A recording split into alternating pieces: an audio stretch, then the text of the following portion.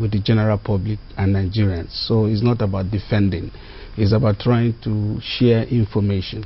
And as I speak with you, we already have a team that is also investigating in Benin to find out where did our staff go wrong, what went wrong. But in the interim, there are also steps that we have taken already to ensure that we're going to have a patrol team that will be patrolling the airports more frequently than before, and that they will be positioned in a vintage position such that they will see the aeroplane until it's airborne.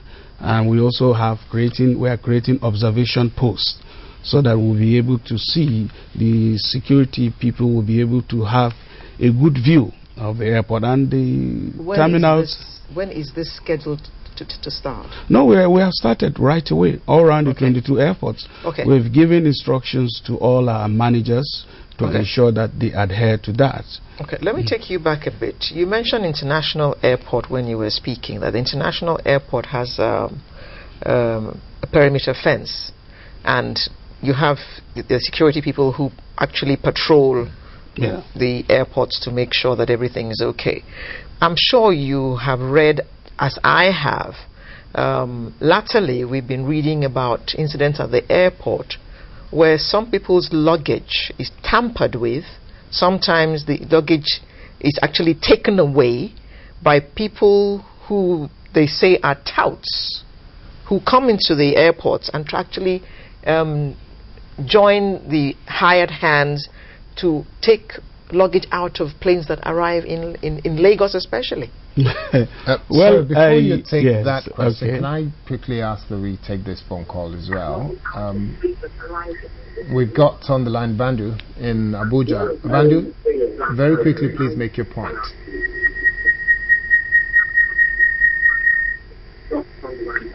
Hello, sir. Yes, please make your point. Oh, we just lost Bandu there. Please, yes. Well, I like to say that a lot of things that used to happen are changing with the presence of Princess Stella Odua as the Minister of Aviation. As we speak, we have expanded the Murtala Mohammed International Airport, Lagos, by 25%.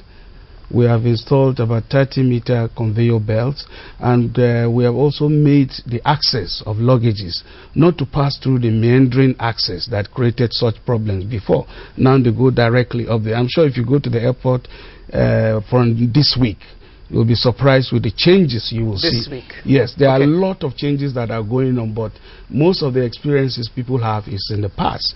I've also been able to go deep to find out about this issue of luggages. And to my amazement, we have a whole, two big rooms where people have of left items behind. Sometimes people leave these items behind. I have a case of somebody who said they forgot their iPad. I personally went and discovered that it was kept there. So we have cases of people who are even supposed to come back and recover certain baggages that have been left behind. But most times, if they don't find it, they just conclude that it has been pilfered.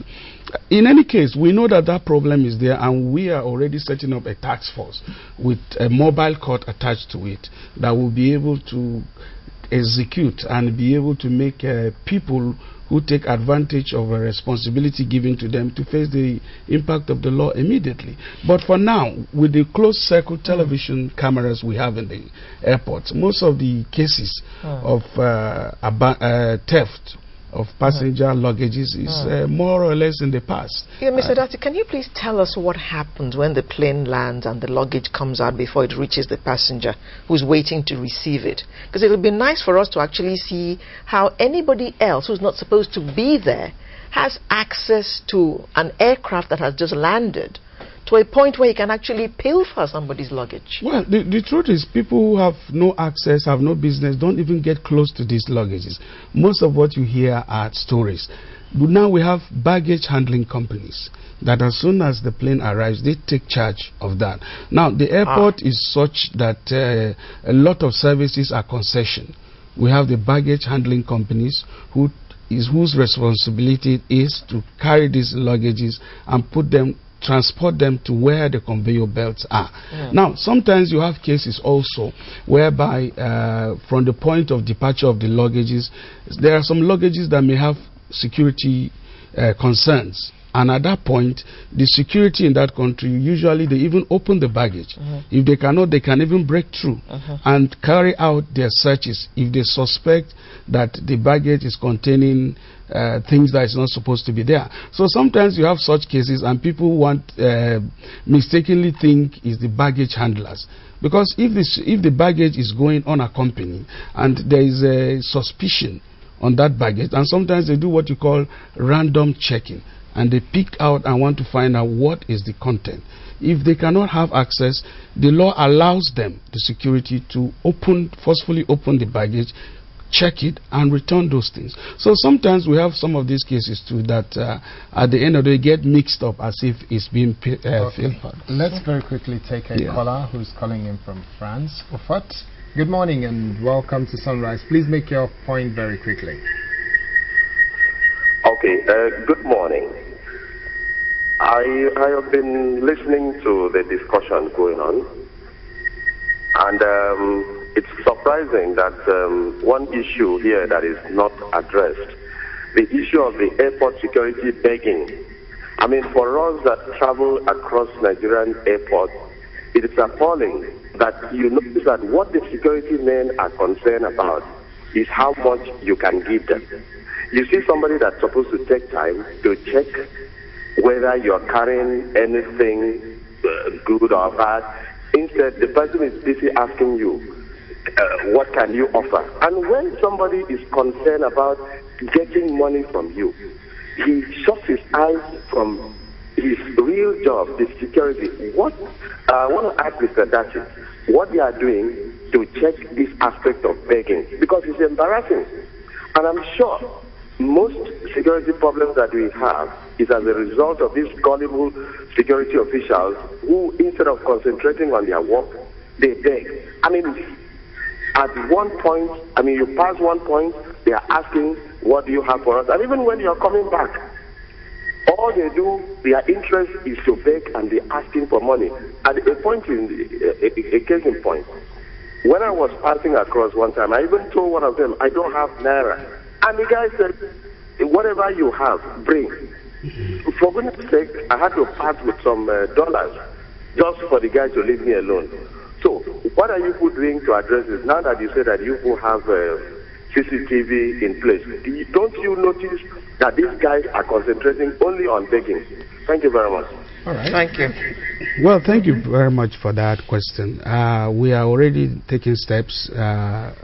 December last year, we took steps to do a lot of changes at the Murtala Mohammed Airport. In fact, right now we have a retired colonel who is in charge of security, and he's been bringing a lot of changes in there.